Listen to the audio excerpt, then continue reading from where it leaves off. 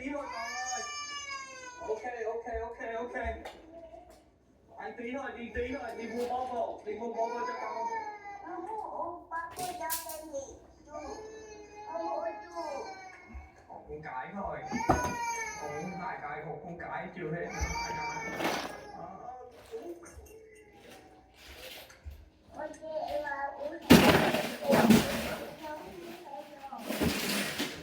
Đúng chưa? Ok.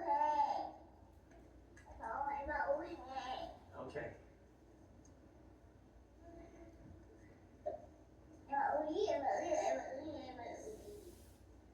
Lại xem.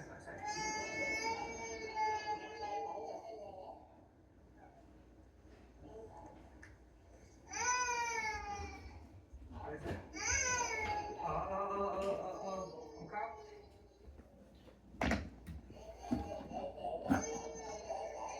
Do anything to make my wife happy.